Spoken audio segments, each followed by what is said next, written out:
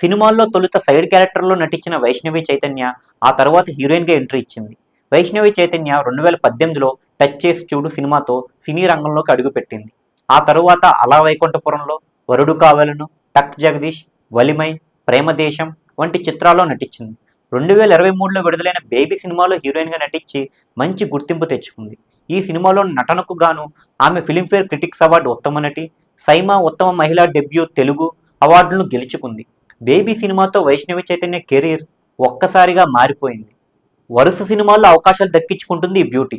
వైష్ణవి చైతన్య తాజాగా నటించిన చిత్రం జాక్. ఈ సినిమాలో సిద్ధు జొన్నలగడ్డ హీరోగా నటిస్తున్నారు.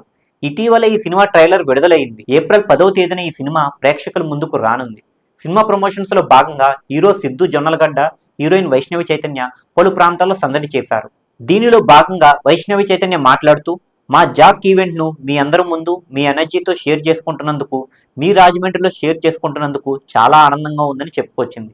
అయితే ఈవెంట్ జరిగింది భీమవరంలో. దీంతో వెంటనే అప్రమత్తమైన హీరో సిద్ధు జొన్నలగడ్డ వైష్ణవి చైతన్యను అలర్ట్ చేశారు. ఇది భీమవరం అని హీరోయిన్ కు గుర్తు చేశారు.